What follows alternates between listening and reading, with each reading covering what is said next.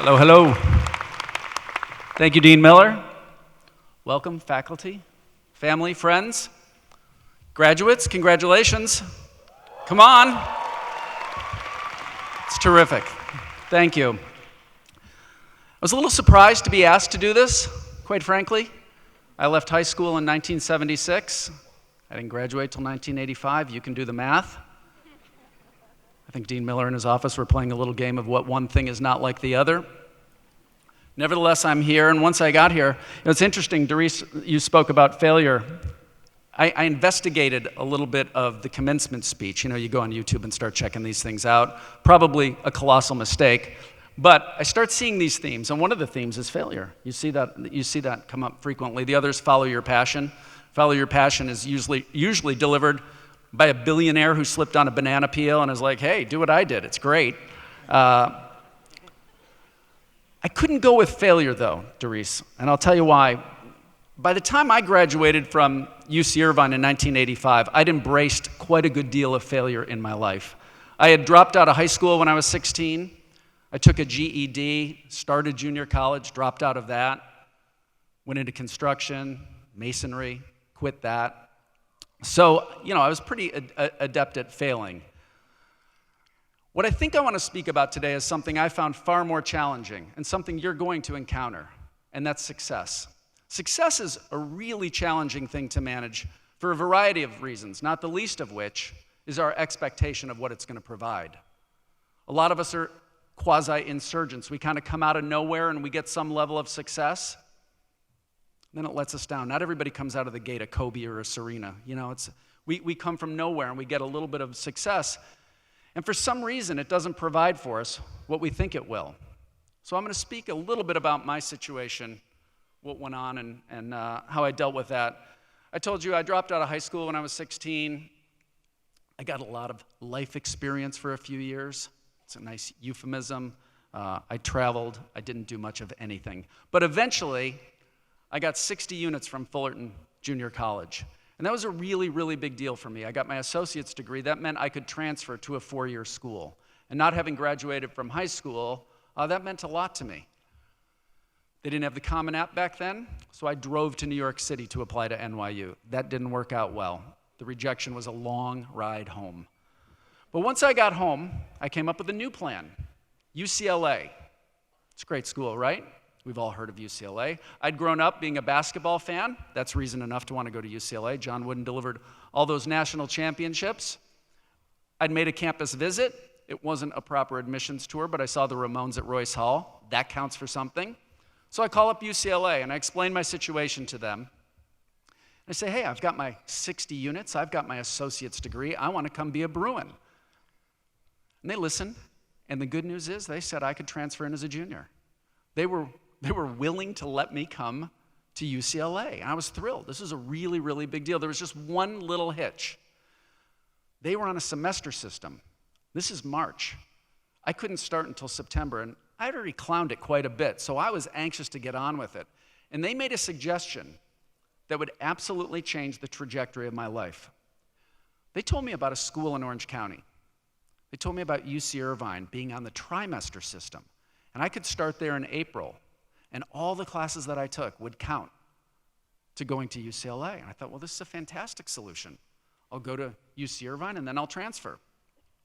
So I go over to UC Irvine. I attempt to park. I eventually do. It was easier to park in Greenwich Village at NYU, I'll tell you.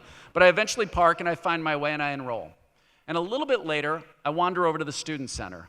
I had brought a couple bands to Fullerton College. I'd managed a few bands. I booked a nightclub on Sunday nights at this one place. And I said, hey, do you have anything like that at this school? Do you have like a person who brings bands to school?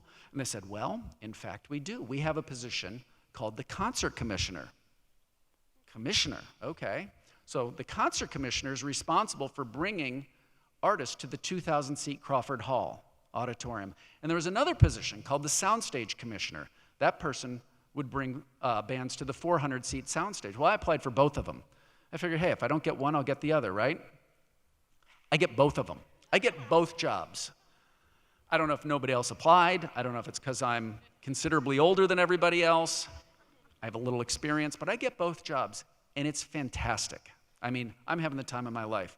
We do 2 shows with The Cure. We do 2 shows with Oingo Boingo. I do the Red Hot Chili Peppers. I do George Thorogood and the Destroyers, Social Distortion, Romeo. I'm having the time of my life. So much so that I decide I'm not going to go to UCLA. I'm going to stay right here.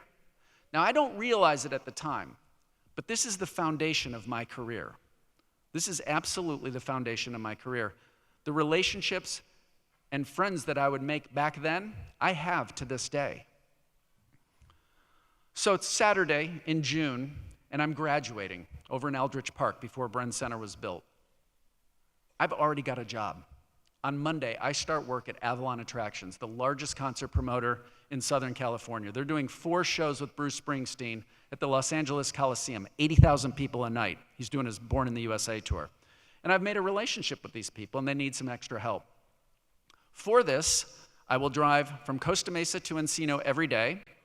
They'll pay me $250 a week, but I'm in. And check this out, graduates, okay? I feel like tribute to my father on Father's Day, I'm going to give you the what it was like for me story. My first year out of college at age 26, I made $11,000. So, be patient. Again, what one thing's not like the other. I'm sure you'll all do much, much better than that. But I was in, and I was tremendously excited. But I noticed something. Anybody my age that I encountered was way much further along. And anybody doing my job was a lot younger. I was behind. I was way behind. So I came out of the gun like a bullet, and in very short time, I made up for that. In about 5 or 6 years, I eventually transferred over to A&M Records, one of the great record labels in Los Angeles, founded by Herb Alpert and Jerry Moss. In the 60s and 70s, they had Peter Frampton, Carole King, Cat Stevens, Supertramp. I would be working on records by Janet Jackson and Sting, Bryan Adams, real closely with Sheryl Crow and Soundgarden, Blues Traveler, Gin Blossoms, a lot of great artists. And I got this big job. I'm Senior Vice President, General Manager of A&M Records. I'm making more money than I ever thought, but something weird has happened. It's some inverse correlation. The more money that I made, the greater my discontent. You know how it is where you think, hey, if I get here, it'll be great. You get there, but you got to get there, and then you get there, and then you got to go there. I just couldn't get there. It was like some weird emotional twilight zone, and I never could find the satisfaction or the contentment.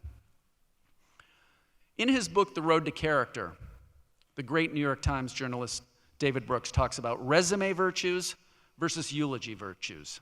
Resume virtues are those which you bring to the marketplace, right? They're the things that help you in your career. Eulogy virtues are kind of what you'd expect. It's what people would say about you when you pass away. I had the resume virtues down. If you needed a marketing plan, if you needed to know the right entertainment lawyer, if you needed to contact MTV or a radio station, I had that, no problem. But at this point in my career, at this point in my life, in my personal relationships, I was feeling really, really alone. Something wasn't connecting anymore. I wasn't alone. It was alone on the outside. I wasn't alone on the outside. It was on the inside. I was breakfast, lunch, and dinner every day. I was going to a concert at night. I was busy, But at this point, all of my self-sufficiency, all of the external approval, all of the achievement and success, they were no force. It was right at this moment, at age 35, something incredible happened for me. I get a phone call out of the blue from Columbia Records. Columbia Records is one of the oldest record labels in the record industry. At this point, it's also the biggest record label on the planet, the most profitable record label. And they call me and ask me to be president of Columbia Records in New York. It's a huge job. I'd be the youngest record company president ever. The deal is like NBA money. It's crazy. I've got this friend in Nashville, Scott Lee, really great guy. And Scott has this line that really slays me. It's just unbelievable. Scott says, in life, you get the test first, then you get the lesson. If you don't learn the lesson, you get the test again and again and again. I was getting a test. And at this point in my life, I had to figure out the lesson. In my proverbial road not taken, I passed on that job. The chairman of Sony, who's the parent company of Columbia Records, called and said it was the stupidest career move he'd ever seen anybody ever do. All right, maybe, perhaps. But what would have happened had I taken that job? Well, my mom and dad still lived in California. They were getting older. I'd had a very turbulent adolescence with them. I dropped out of high school. I had legal issues. It wasn't great. But as they'd gotten older and I'd gotten older, we'd gotten very, very close. I loved them dearly. My dad died in 2008. My mom died in 2012. It is without question the greatest honor of my life that I was able to help those people get across the finish line in dignity and in comfort. I wouldn't have met the incredible woman that would become my wife. I wouldn't have the 4 amazing children that I have today. There's a whole host of phenomenal friendships that I would not have developed. In his song, Forever Young, Bob Dylan, in the very first verse, talks about, may you always do for others and let others do for you. I was learning about this. I was learning about what being available for other people, being of service to other people is about. But just as important, if not more so, I was learning to accept help. I was learning to accept kindness. If you think that's an easy muscle to develop, ask yourself how well you take a compliment. It's not easy. It's not easy. I wouldn't trade any of these things for any resume virtue. Not at all. Graduates, you're going to be successful. It's not a mistake, it's not a mistake that you're here today. It's not by accident you're graduating from one of the elite institutions in the world. You're going to find success, that's for sure. But at some point you'll hit a crossroads. You'll slip from sunlight into shade. Something will happen. It might be a breakup. It might be a career slight. It might be a death. I don't know. But many of the things that you've learned here, that we learned here about the human condition, about pushing past what is superficial, about going beyond what is comfortable, will come into play. I don't know what it'll be for you. It may be Kierkegaard. It may be Emerson. You might find solace in Joni Mitchell's Blue album. I don't know. But I ask you one favor. Save just a little room for Otis Redding, okay? That's all I got. Thanks a lot.